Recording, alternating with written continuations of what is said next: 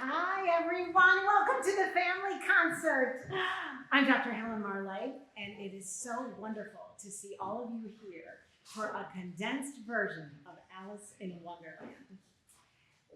The pianists who are playing today are in my studio, as well as the Collegiate chapter of the Music Teachers National Association. Alice in Wonderland was written in 1865 by Lewis Carroll. And during this time period, it was considered to be the Romantic era. And during this Romantic era, poets, writers, visual artists, composers, musicians, all looked at the world through nature's eyes. They also were intensely interested in imagery, imagination, fantasy, and dreams. So as you know, Alice chases a white rabbit down the rabbit hole, and there begins her dream sequence, her dream journey.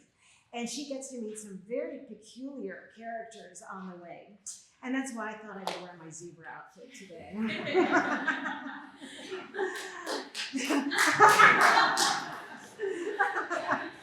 It's not from America. The music is by Dr. David Jex, who is from my hometown of Toledo, Ohio. So I'm really excited to share his music with you. After the show, we're going to have a reception in 1515. We have lots of signs that are going to be all along the halls as you see, because it's quite a ways away, maybe how many steps, maybe 100 steps or so, all the way down that way, and then we'll have things to drink and things to eat. And please enjoy the concert. We have treat bags for all the children that are in this room. So after the recital, you can go up, and if there are any extras, you could certainly take them to a friend or to another sibling that might be at home. Okay? So let's go ahead and start Alice in Wonderland.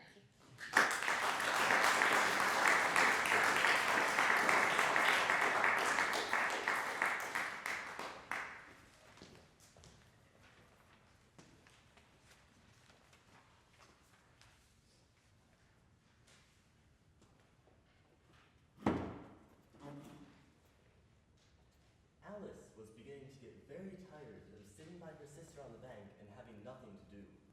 Once or twice she had peeped into the book her sister was reading, but it had no pictures in it. She played by herself until she got very, very tired.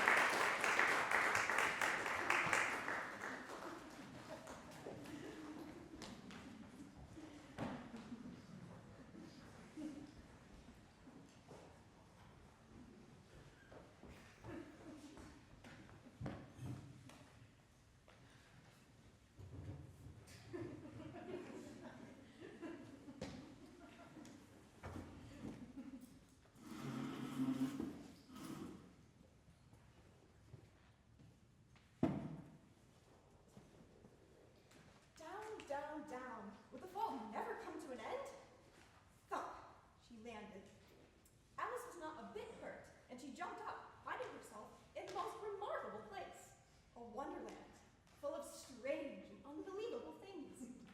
Before her were two fellows, standing under a tree, each with an arm around the other's neck. One of them had dumb embroidered around his collar, and the other D.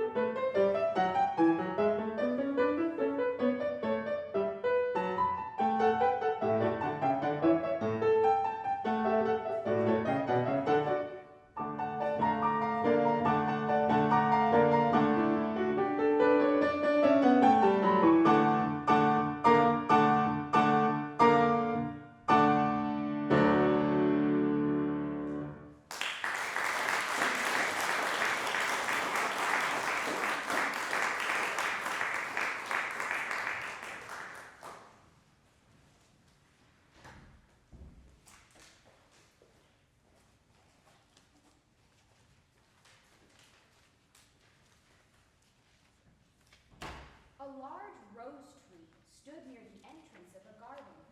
The roses growing on it were white, but there were 3 gardeners at it, busily painting them red. But these were not ordinary gardeners. They were playing cards, a 7, a 5, and a 2. She asked them why they were painting the roses red. The gardeners were scared and said that if the queen found out that they planted the wrong tree, they would lose their heads.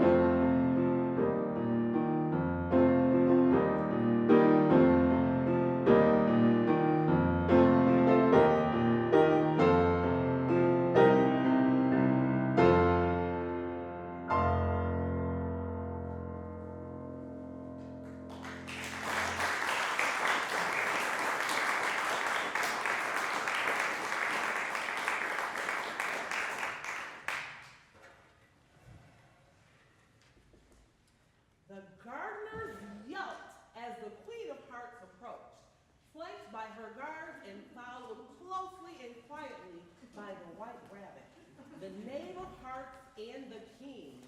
When the queen saw Alice, she invited her to play croquet. Do you play croquet, mademoiselle?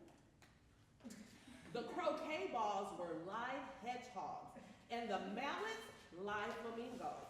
And the soldiers had to double themselves up and stand on their hands and feet to make the arches.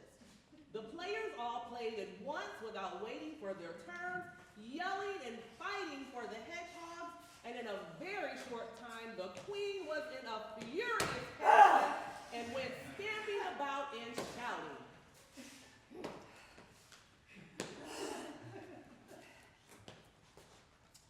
That's when she noticed her missing tarts and blamed the knave. You!